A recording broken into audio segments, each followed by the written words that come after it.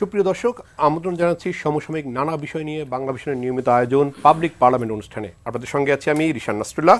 আর আলোচনায় অংশ নেওয়ার জন্য আমার সঙ্গে স্টুডিওতে অতিথি হিসেবে রয়েছেন অধ্যক্ষ মোহাম্মদ সেলিম ভূঁইয়া, সংসদ সদস্য বিএনপি, মোহাম্মদ কাজী জিয়াউদ্দিন বাসেদ, সহসভাপতি জাতীয়তাবাদী ছাত্রদল, সাইফুল আলম খান মিলন, সংসদ সদস্য এবং কেন্দ্রীয় নির্বাহী পরিষদ সদস্য বাংলাদেশ জামাত ইসলামী, এবং জয়নাল আবেদিন শিশির, যুগ্ম সদস্য সচিব এনসিপি। আপনাদের সবাইকে স্বাগত জানাচ্ছি। আমরা আলোচনা শুরু করবো। আলোচনা শুরু করতে অধ্যক্ষ মোহাম্মদ সেলিম ভূঁইয়া, আপনাকে দিয়েই জুলাই গণ অভ্যুত্থানের 2 বছর পূর্তি পালনে রাজনৈতিক দলগুলো নানা কর্মসূচি পালন করছে। এনসিপির একটি কর্মসূচিতে ককটেল বিস্ফোরণের ঘটনাও ঘটেছে। নানাভাবে হুমকি দিচ্ছে পতিত ফ্যাসিস্টরা। যদিও স্বরাষ্ট্রমন্ত্রী বলছেন বিচার প্রক্রিয়া চলমান আছে। দেশের আইন শৃঙ্খলা পরিস্থিতি সার্বিকভাবে কতটা সন্তোষজনক? ধন্যবাদ। যারা অনুষ্ঠানটি দেখছেন দর্শক বৃন্দ, আপনাদেরকে ধন্যবাদ জানাচ্ছি। আসলে যে জুলাই বিপ্লব, 24-এর এই জুলাই বিপ্লবের আমরা নতুন করে আমাদের যে কেউ বলে স্বাধীনতা পেয়েছি, আবার কেউ আমরা বলি যে রাষ্ট্রকে নতুনভাবে ঢেলে সাজানোর একটা সুযোগ আমরা আবার পেয়েছি। কারণ ফ্যাসিস্ট স্বৈরাচারের হাত থেকে এই দেশকে মুক্ত করার জন্য দীর্ঘ 17 বছর যাবৎ বাংলাদেশ জাতীয়তাবাদী দল এবং অন্যান্য দলগুলিও যুগপৎ আন্দোলন করেছেন। কিন্তু আমরা এক পর্যায়ে গিয়ে যখন ছাত্রদের আন্দোলনটা, সেই আন্দোলনটা এটাকে আপনার আরও যাতে গতি পায়, সেই জন্য আমাদের নেতা জনাব তারেক রহমান সাহেব, উনি সেই সুদূর আপনার লন্ডন থেকে আমাদেরকে স্কাইপের মাধ্যমে নির্দেশনা দিতেন প্রতিদিনই। এবং আমরা যারা সাংগঠনিক সম্পাদক ছিলাম দলের, আমাদেরকে উনি সবসময় ব্যতিব্যস্ত করে রাখতেন এবং প্রোগ্রামগুলি যাতে ছাত্রদের সঠিকভাবে যাতে তাদেরকে আমরা দিক নির্দেশনা দিয়ে অথবা বিভিন্ন রকমের সহযোগিতা দিয়ে এটাকে সাকসেসফুল করতে পারি, সেই ধরনের নির্দেশনা ছিল। আমি কুমিল্লা বিভাগের দায়িত্ব ছিলাম। আমার একটি ভিডিও ভাইরাল হয়েছে, আপনারা অনেকে হয়তো দেখেছেন, যে চান্দিনায় ঢাকা চট্টগ্রাম হাইওয়েতে কিভাবে আমি সেখানে এই হাইওয়েটা অবরোধ করেছিলাম এবং সাকসেসফুল হয়েছিলাম। সেটা কিন্তু আমার নেতার নির্দেশই করেছিলাম। সুতরাং এই আন্দোলনটা সবার, আপনার দল মত নির্বিশেষে আমি মনে করি আপামর জনতা, যে মা সে জানে না রাজনৈতিক দল কি, অথচ সেও তার কোলের শিশুটিকে নিয়ে চলে আসছে বিপ্লবে, এবং দেখা গেছে যে এই দুধের শিশুটি গুলিবিদ্ধ হয়েছে। আবার দেখা গিয়েছে যে অনেক মহিলা এখানে এসেছেন, তারা রাজনীতি বোঝে না, কিন্তু তারা চেয়েছে হাসিনার পতন, ফ্যাসিস্ট সরকারের পতনের জন্য সেটা করেছেন। আজকে দেখেন এই জুলাই বিপ্লবের এই পরিস্থিতিতে আমাদের এই যে এখন যে জুলাই মাস, এই জুলাইতে কিন্তু রাজনৈতিক দলগুলি সবাই আমরা সেই জুলাই বিপ্লবের দিনগুলিকে স্মরণ করে আমরা আমাদের কর্মসূচিগুলি পালন করে আসছি। এবং বাংলাদেশ জাতীয়তাবাদী দল প্রতিটি জেলায়, উপজেলায় এবং আমাদের পেশাজীবী সংগঠনগুলিও যে এই আন্দোলনগুলি, মানে এই কর্মসূচিগুলি আমরা সফলভাবে করেছি। সমস্ত উপজেলা লেভেল পর্যন্ত, ইউনিয়ন লেভেলও অনেক জায়গায় করেছি। এখন যেই ঘটনাটা আপনার হয়েছে সাভারে, এই ঘটনাটি এনসিপির একটি, আপনার যেটা আপনি বললেন যে এনসিপির একটি মানে জনসভা, এনসিপির একটি সভা চলছিল একটা হলরুমে। সেই হলরুমে এক সময় বিদ্যুৎ ছিল না এবং ওখানে একটি ককটেল নিষ্ফোরণ হয়েছিল। কে বা কারা করেছে এটার আমরা নিন্দা জানাই, এবং আমাদের মাননীয় স্বরাষ্ট্রমন্ত্রী এটা যারা করেছেন তাদেরকে খুঁজে বের করার জন্য উনি নির্দেশনা দিয়েছেন। এর মধ্যে আমরা বিভিন্ন পত্রপত্রিকায় এবং বিভিন্ন মাধ্যমে যেটা পেয়েছি, বিশেষ করে যোগাযোগ মাধ্যমে পেয়েছি, এবং সেখানে একজন পুলিশ কর্মকর্তা বলেছে যে এটার সাথে যারা জড়িত তারা আপনার 2 জনকে ধরা হয়েছে। কেউ বলছেন 2 জন এনসিপিরই 2 জন সদস্য, আবার কারা বলছেন যে তারা আওয়ামী লীগের কর্মী। এখন এনসিপির কর্মী না আওয়ামী লীগের কর্মী, এটা তদন্তে বেরিয়ে আসবে। সেজন্য এই বিষয়টা আমি ওইভাবে কাউকে কটাক্ষ করতে চাই না, কাউকে মেনশন করতে চাই না, সেটা তদন্তে বের হয়ে আসবে এটা কারা কারা করেছেন। আর পুলিশের যে বিষয়টি আপনি বলেছেন, যে পুলিশ আসলে এটা আমরা চেষ্টা করছি, কিন্তু পুলিশ তো সেই পুলিশগুলাই, যেই পুলিশগুলি আওয়ামী লীগের সময় ছিল। এখন আওয়ামী লীগের সময় সে ছিল হয়তো আপনার মতিঝিল থানায়, এখন তাকে হয়তো কেরানীগঞ্জ থানায় পোস্টিং করে দিয়েছে অথবা দোয়ার থানায় পোস্টিং দিয়েছে। সুতরাং তাদের ভিতরে তো আপনার সেই আওয়ামী লীগের যে আপনার রক্ত, সেটা এখনো রয়ে গেছে। সেটি আমরা আলোচনা করবো। জয়নাল শিশির, আপনি যদি একটু আমাকে বলেন যে আইন শৃঙ্খলা পরিস্থিতি সার্বিকভাবে কেমন দেখছেন? আপনারা তো জুলাই উপলক্ষে পদযাত্রা কর্মসূচি, নানা পুরো দেশ জুড়ে কর্মসূচি পালন করছেন। ধন্যবাদ আপনাকে এবং আমার বিজ্ঞ সহ আলোচকদেরকে এবং বাংলা ভিশন সকল দর্শক শ্রোতাকে। দেখুন, আইন শৃঙ্খলা পরিস্থিতি কেমন দেখছি এটা তো আসলে সবার কাছে স্পষ্ট। গতকাল সাভারে যেভাবে এনসিপির সমাবেশে, পদযাত্রায় যেভাবে বোমা হামলা করা হয়েছে, ককটেল মেরে আমাদের 6 জন নেতাকর্মীকে রক্তাক্ত করা হয়েছে। এটা আইন শৃঙ্খলার পরিস্থিতিটা মেজারমেন্ট করার জন্য যথেষ্ট। আমি শুরুতে কিছু বিষয় দ্বিমত করি এর জন্যে মানে বিতর্ক করার জন্য, কুতর্ক করার জন্য দ্বিমত করি না। আমি দ্বিমত করি এর জন্যে সেলিম ভাই একজন পার্লামেন্টারিয়ান বা আমাদের যারা অপোজিশন প্রত্যেকে আমাদের জুলাইয়ের সহযোদ্ধা।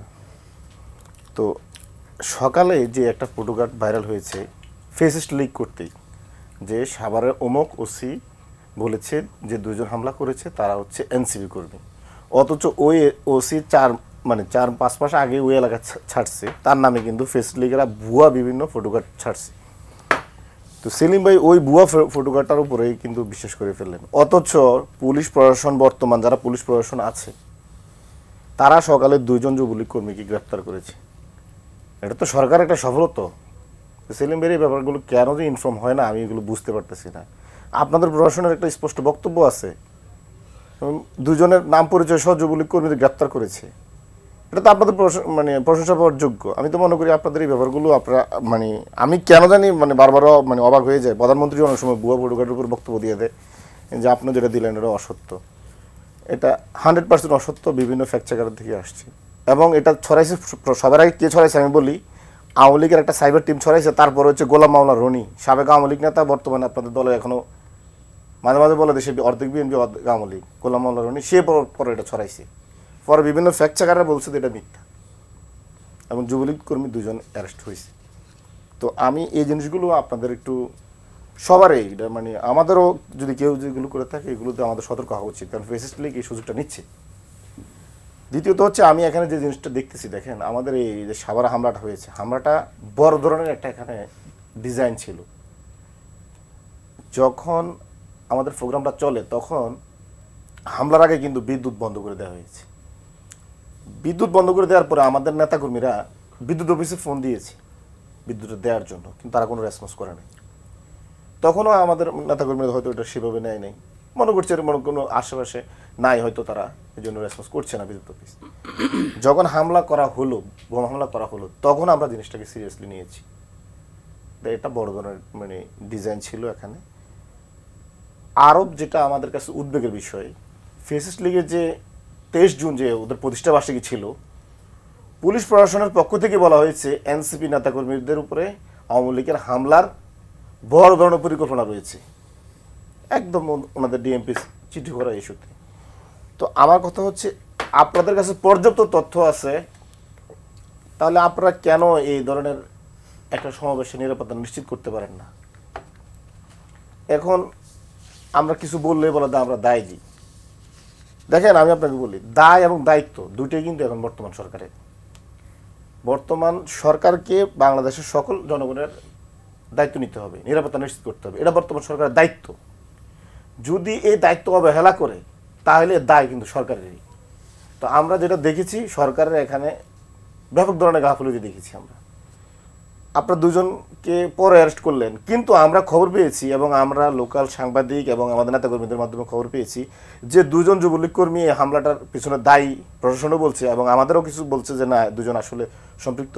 তারা 15 দিন আগে এলাকায় ঢুকছে, 10-15 দিন আগে এলাকায় ঢুকছে, এবং তারা লোকাল কিছু বিএনপি নেতাদেরকে ম্যানেজ করে ঢুকছে। আমি বলবো না এটা সাংগঠনিকভাবে বিএনপি ম্যানেজ করে ঢুকছে, লোকাল কিছু থাকে না তাদেরকে ম্যানেজ করে ঢুকছে। এছাড়াও আপনার স্মরণ থাকার কথা, এই যে ডিএমপি কমিশনার হাবিব ছিলেন, হাবিব কিন্তু আগে ডিএসি থাকা অবস্থায় কিন্তু সাভারে পোস্টিং ছিলেন। এই মৃত্যুদণ্ডের আসামি, জুলাই আন্দোলন হত্যাকারী, এই আসামি হাবিবের একটা সেট আপ কিন্তু পুলিশ প্রশাসনে রয়ে গেছে সাভারে। আমরা এখন এই জিনিসগুলো ভাবছি, এই যে পুলিশ প্রশাসনের মধ্যে ঘাটতি মারা হচ্ছে পুরাতন ফেসিস্ট পুলিশ লীগের কিছু লোকজন, আর হচ্ছে ফেসিস্ট আওয়ামী লীগ, যুবলীগ এবং বিএনপির কিছু সুবিধাবাদী লোকজন, এই এর পিছনে থাকতে পারে। এটা বড় ধরনের তদন্ত দরকার, অধিকতর তদন্ত দরকার। জিয়াউদ্দিন বাসাদ, আপনারাও জুলাইকে কেন্দ্র করে নানান কর্মসূচি পালন করছেন। এনসিপির উপরে হামলা হয়েছে, ছাত্র দলের নানান জায়গায় ছাত্র দলের উপর পতিত ফ্যাসিস্ট হামলা করছে, এ ধরনের অভিযোগ রয়েছে, এবং ভুয়া ফটোকার্ডের দিয়ে জুলাই ঐক্যের মধ্যে এক ধরনের বাধা সৃষ্টি করছে বা এক ধরনের প্রতিবন্ধকতা তৈরি করছে। এই অবস্থায় আসলে ছাত্র দলের ভূমিকা কি থাকবে, বা সরকারের ছাত্র সংগঠন হিসেবে আপনারা আইন শৃঙ্খলা পরিস্থিতি আসলে কিভাবে দেখছেন? বিসমিল্লাহির রহমানির রহিম। ধন্যবাদ আপনাকে, ধন্যবাদ আমার গুণী সহ আলোচক বৃন্দ এবং যারা বাংলা ভিশনের সামনে লাইভ টক শো দেখছেন তাদের সকলকে আমার পক্ষ থেকে সালাম এবং কৃতজ্ঞতা। আসসালামু আলাইকুম। আমরা ছাত্র জনতার রক্তক্ষয়ী গণ অভ্যুত্থানের পরেই আমরা একটা বাংলাদেশ পেয়েছি, যেই বাংলাদেশকে নিয়ে আমাদের স্বপ্ন আছে, যে বাংলাদেশের সকল দল মত নির্বিশেষে যারা ফ্যাসিস্ট বিরোধী আন্দোলন সংগ্রাম করেছে তাদেরকে নিয়ে সাম্য, মানবিক এবং ন্যায় ইনসাফের ভিত্তিতে বাংলাদেশ প্রতিষ্ঠার জন্য বর্তমান মাননীয় প্রধানমন্ত্রী নিরলসভাবে কাজ করে যাচ্ছে। আপনি জানেন বিএনপি সরকার ক্ষমতায় এসেছে একটা ধ্বংসস্তূপের মাঝে দাঁড়িয়ে, একটা ধ্বংসস্তূপ এক পাশে রেখে বর্তমান সরকার রাষ্ট্র পরিচালনাকে যেভাবে গুরুত্ব দিয়ে এগিয়ে নিয়ে যাচ্ছে, যেখানে রাষ্ট্রযন্ত্রকে অব্যবস্থাপনা এবং দলীয়করণের মাধ্যমে একটা পর্যায়ে ধ্বংস করে দিয়েছে, সেই রাষ্ট্রের সকল কাঠামোকে গড়ে তুলতে একটু সময় লাগবেই। সেই জায়গায় আইন শৃঙ্খলা অনেক সময় ব্যাঘাত ঘটতে পারে, বিঘ্ন হতে পারে, তবুও সরকার সর্বোচ্চ চেষ্টা করছে এবং এই সর্বোচ্চ চেষ্টার প্রতিফলনটা আমরা হয়তো আরও কয়েকদিন পরে দেখতে পাবো। আপনারাও দেখতে পারবেন, আমাদের সহযোদ্ধা বা আমাদের দলের এনসিপি বা অন্যান্য জামাত যত দল আছে সবাই দেখতে পাবে। আপনি যে প্রশ্নটা করেছেন, এনসিপির বোমা হামলা হয়েছে, এখানে ককটেল বিস্ফোরণ হয়েছে। আমরা দেখেছি বিভিন্ন সময় এনসিপির বিভিন্ন প্রোগ্রামে বিভিন্ন তাদের সদস্যরা উত্তেজিত হয়েছে এবং উত্তেজিত হয়ে তাদের একে অপরের সাথে দ্বন্দ্বে জড়িয়েছে। তা আমরা বলছি না যে এটা তাদের থেকেই তৈরি করা, আমরা কিছু সন্দেহ বা কিছু বিষয় আমরা অনুমান করতে পারি। প্রথমত আমি যদি বলি, সরকারের পক্ষ থেকে যে সরকারকে একদম দায়ী চাপিয়ে দিচ্ছে বা এনসিপির প্রধান নাহিদ ইসলাম যে বক্তব্য দিয়েছে, আমরা মনে করছি সেটা রাজনৈতিক বক্তব্য। সরকারের এখানে কি করণীয় আছে? সরকার এখানে প্রতিবাদ জানাবে না, সরকার যারা এটার সাথে জড়িত তাদেরকে গ্রেপ্তার করবে এবং তাদের ব্যাপারে এবং এইটা কীভাবে ঘটেছে, কী জন্য ঘটেছে, কারা ঘটিয়েছে এটা তদন্ত করা সরকারের দায়িত্ব। সে কাজ চলমান আছে, 24 ঘন্টা হয়েছে মাত্র, আরও কিছু সময় নিচ্ছে এবং ইতিমধ্যে সন্দেহভাজন 2-1জনকে গ্রেপ্তারও করেছে বলে আমরা জানতে পেরেছি। সুতরাং এনসিপির সবাই বোমা হামলা সেটা আরেকটা প্রেক্ষাপট। আমি যেটা বলছি একটা হচ্ছে, এটা আরেকটা প্রেক্ষাপট হচ্ছে জুলাই এসেছে। আপনারা জানেন এনসিপি জুলাই ছাত্র জনতার গণ অভ্যুত্থানের পরে প্রতিষ্ঠিত একটা ছাত্র সংগঠন। আমার ভাই জয়নাল আবেদিন শিশির ভাই, যিনি যুগ্ম আহ্বায়ক এনসিপির, উনি কিন্তু একটা সময় জাহাঙ্গীরনগর বিশ্ববিদ্যালয়ের ছাত্র দলের সাথে জড়িত ছিল এবং আমার সহযোদ্ধারা 2023 সালে যখন আমি সাংবাদিকতা উনি একটু চালিয়ে যেত, আমার সহযোদ্ধারা আন্দোলন সংগ্রাম করে ওনার মেসেঞ্জারে অনেক ছবি ভিডিও পাঠিয়ে বলতো যে একটু মিডিয়াতে পাঠান এবং যে আমি নির্বাচন হয়েছে সেই নির্বাচন, এভাবে কিন্তু ওনারা আমরা দীর্ঘদিন থেকে একে অপরের পরিচিত এবং আমরা যারা জিয়ার সৈনিক আছি তারা সর্বদাই দেশকে রক্ষা, দেশের স্বার্থে, জনগণের স্বার্থে, বিশ্ববিদ্যালয় ক্যাম্পাসগুলোতে শিক্ষার্থীদের স্বার্থে কিন্তু ছাত্রদল নিরলসভাবে কাজ করছে।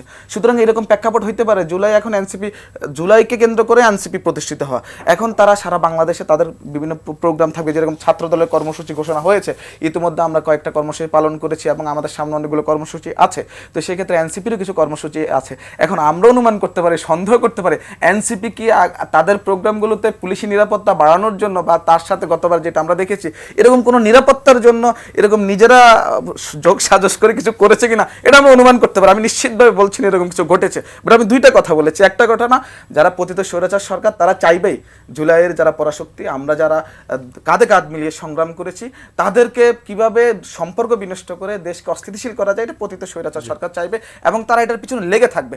বাট আমাদেরকে সচেতন হতে হবে। যেমন এনসিপি তাদের নিজেদের দলীয় কর্মী বাড়ানোর জন্য অনেক সময় আওয়ামী লীগের, যুবলীগের অনেক বিভিন্ন পর্যায়ে নেতৃবৃন্দকে নিজেদের দলে ভিড়িয়েছে, এটারও একটা কারণ হতে পারে। এখন আমরা দেখেছি একটা ভিডিওতে স্টেজের মধ্যে সার্জিস আলম সবাইকে থামানোর চেষ্টা করছে, কিছু এনসিপির নেতা এসে সার্জিস আলমের মতো মুখ্য সমন্বয়ককেও, আপনার মুখ্য সংগঠককে ধাক্কা মেরে রেখে দিচ্ছে। যে চেইন অফ কমান্ড, যে প্রোটোকল, এইসব বিষয়গুলো ওনারা আরও সচেতন হতে হবে। এই কারণে আমরা নিশ্চিতভাবে বলতে পারছি না আসলে বোমা হামলা বা ককটেল বিস্ফোরণটা কারা ঘটিয়েছে। সুতরাং সরকার সেই জায়গায় প্রতিবাদ না করে সেই জায়গায় তদন্ত এবং গ্রেপ্তার প্রক্রিয়া চলমান আছে এবং সেটা অব্যাহত রাখবে ইনশাল্লাহ। সাইফুল আলম খান মিলন, আপনারা সংসদে আলোচনা করেন আইন শৃঙ্খলা পরিস্থিতি নিয়ে, স্বরাষ্ট্রমন্ত্রী সব বিষয়ে বিবৃতি দেন, সব বিষয়ে কথা বলেন। স্বরাষ্ট্রমন্ত্রী আসলে কি অবস্থা দেখছেন? আপনারা তো এটি নিয়ে সংসদে আলোচনা করেন, আপনাদের দৃষ্টিতে কি মনে হচ্ছে সরকার আসলে কতটা সফল হচ্ছে এই জায়গাটিতে? তো বাংলা ভিশনকে এবং বাংলা ভিশনের মাধ্যমে দর্শক শ্রোতাদেরকে আমি সালাম ও শুভেচ্ছা জানাচ্ছি। তো এরপরে যে কথাটা গুরুত্বপূর্ণ, যে জুলাই মাসেই আমরা পার্লামেন্টের এই দ্বিতীয় সেশন চলছে, আমরা এই আলোচনাও জুলাই মাসে করছি আর কি। তো অ্যাসপিরেশন অফ জুলাইটা যেটা ছিল, ইরেসপেক্টিভ অফ পার্টি, সেটা ছিল একটা নতুন বাংলাদেশ গড়ার আর কি। সেই নতুন বাংলাদেশ গড়ার যে আপনার প্রধান নিয়ামক ছিল সেটা হলো যে আমাদের সংবিধানে আপনার একটা মৌলিক পরিবর্তন নিয়ে আসা। তো তো সেই পরিবর্তনটা আমরা করতে পারলাম না, যার ফলে যে মৌলিক যে অ্যাসপিরেশন সেটা কিন্তু প্রথমেই ডিথ্রোন হয়ে গেল, বাধাগ্রস্ত হয়ে গেল আমাদের পার্লামেন্টে। এখন আসেন যে আমার দৃষ্টিতে, this is my personal view, আমার দৃষ্টিতে বাংলাদেশের 2টা মিনিস্ট্রি খুব গুরুত্বপূর্ণ এখন। তার 1 নম্বর হলো হোম মিনিস্ট্রি, আর 2 নম্বর হলো আপনার অর্থ মন্ত্রণালয়, minister of finance. This 2 ministry is very important for Bangladesh. এখন আমার কাছে মনে হয় যে একটা জিনিস একটু আলাদাভাবে ভাবতে হবে, যে বিএনপি আর সরকার কিন্তু এক জিনিস না।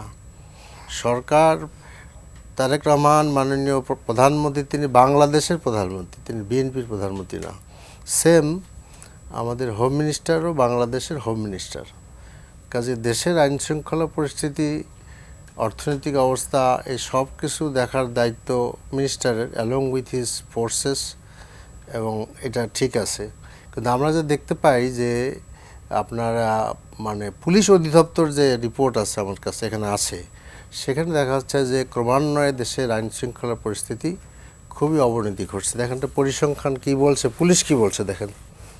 পুলিশ বলছে যে ডিসেম্বরে হত্যাকাণ্ড ছিল 277টা, জানুয়ারি আসে হলো 287টা, দেন আসেন ফেব্রুয়ারিতে 250টা, মার্চে আসে 317টা, এরপরে এপ্রিলে আসে 288টা, মেতে আসে 310টা আর কি।